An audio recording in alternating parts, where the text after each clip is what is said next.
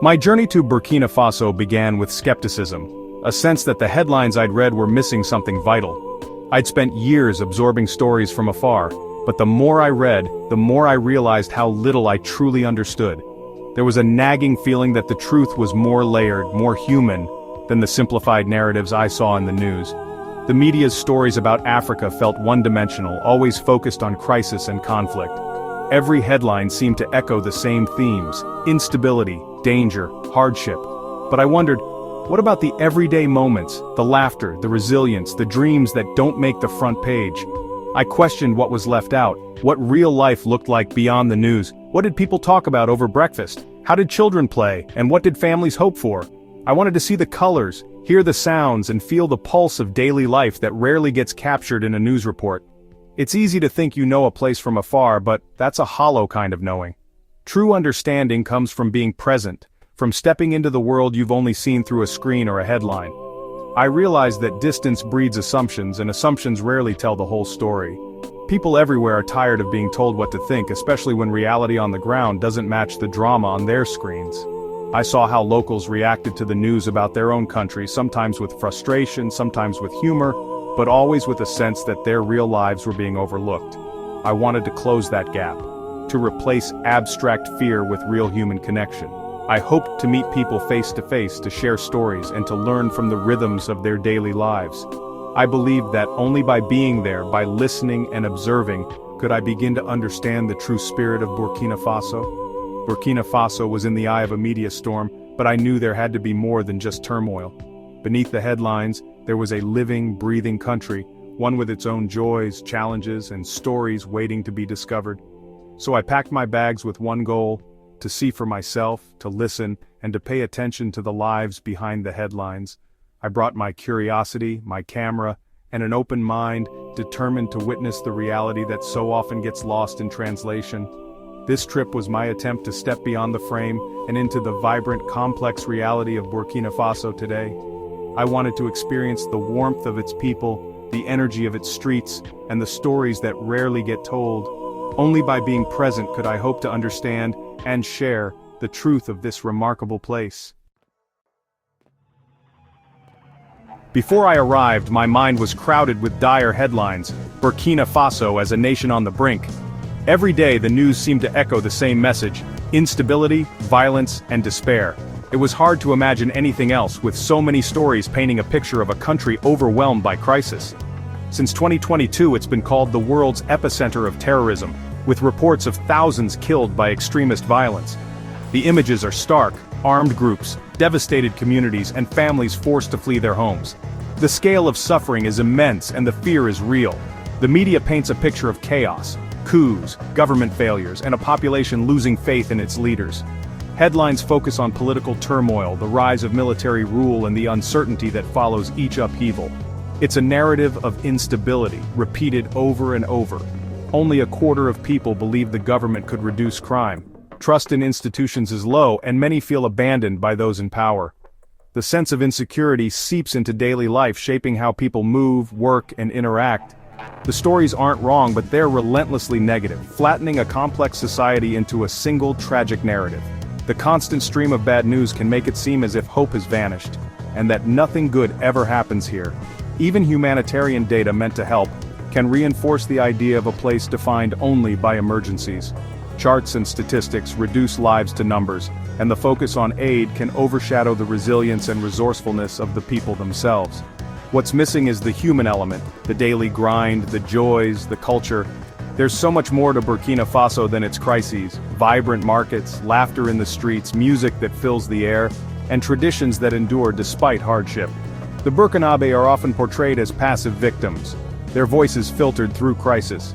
But behind every statistic is a person with a story, a family, and a future they're fighting to protect. But no community is ever just one thing. People still love, argue, and dream. They celebrate milestones, support each other, and find moments of happiness even in the darkest times. I came to find the flesh and blood behind the headlines, to see the real Burkina Faso, beyond the news, and to listen to the voices that rarely make it into the stories we read. At the center of Burkina Faso's upheaval is Captain Ibrahim Traoré, who seized power at just 34. He's not a career politician but a military outsider who became a symbol of hope for many. Traoré's rhetoric, sovereignty, Pan-African unity, and defiance of neo-colonialism struck a chord with a frustrated public. His face is everywhere in Ouagadougou, his popularity especially strong among the youth. People see his military background as necessary for restoring security, not as a threat to democracy. But his rule by decree and suspension of the constitution raise real concerns about democracy's future. Supporters see a savior, critics fear more instability. He's a leader born of crisis. Can he govern beyond it? In Ouagadougou, the capital of Burkina Faso, the paradox of trust and suspicion toward the police is woven into daily life. On one hand, the police are a visible symbol of authority, patrolling the streets and standing guard at checkpoints. On the other, their presence is often met with a mix of hope and skepticism, as residents weigh the risks and benefits of relying on them for protection. Surveys reveal a complicated reality. Most people say they trust the police, but just as many quietly admit they believe officers are corrupt or self-serving. This contradiction is not unique to Burkina Faso, but here it is heightened by the constant threat of violence and instability. The answer lies in necessity. When extremist groups threaten your life and the government seems unable to protect you, you cling to any symbol of order, even if it's flawed. The police, for all their faults, represent a fragile barrier between daily life and chaos. Aminata, a fruit seller in a bustling Ouagadougou market, put it simply, the police might ask for money, but terrorists take lives. For her and many others, the choice is clear, even if it's not ideal.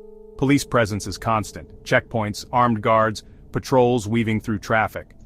Yet the atmosphere is not one of outright fear, but of shared vulnerability. People and police alike know they are targets, and this creates a strange sense of solidarity. Interactions at checkpoints are usually brief, sometimes tense, but often end with a nod, a word, or a resigned smile. There's an unspoken understanding. Everyone is just trying to get through the day safely. Trust here is conditional, born not from faith in the system but from hope. Hope that the police will be enough to keep the worst dangers at bay, at least for now. Still, fear is real and ever present. As dusk falls, families lock their doors early and the streets empty out. Most people avoid travel after dark, knowing that the risks increase with every passing hour. The government's inability to provide lasting security has left a vacuum, one that military leaders like Captain Traoré have been quick to fill. Many see his rise as a direct response to the failures of civilian rule. For now, people trust the uniform not out of loyalty, but because in a city where choices are limited, it feels like the only option left. Beyond politics and security, I found a Burkina Faso rarely seen in the news. Markets buzz with life, grilled fish, spices, mopeds, and laughter. Artisans work, women haggle, children play soccer in dusty alleys. People aren't paralyzed by fear, they adapt and persist. Musa, a tailor, told me, "We must work, eat, pray. If we stop, they've already won." This quiet resilience is the country's true engine. People cope by embedding risk into daily life, sharing information, and finding joy in small moments. Over a shared meal, conversation drifts from grain prices to family stories. Terrorism feels distant, even if it's close. These moments reveal the real Burkina Faso warmth, hospitality, and a will to live normally in abnormal times. Traoré's push for security has come at a cost. Reports of human rights abuses by security forces and militias. International groups document arbitrary arrests and extrajudicial killings, creating a moral dilemma. Some locals dismiss these reports as foreign propaganda, arguing outsiders don't understand the fight. "We need a strong hand right now," a university student told me. Others, like a local journalist, worry that security is eroding justice and creating a climate of fear. Many crave safety but fear unchecked power. The anti-Western sentiment makes it easy to dismiss criticism as meddling. But concerns about rights aren't just foreign. They're whispered quietly within Burkinabe society. The path to peace is fraught with its own dangers.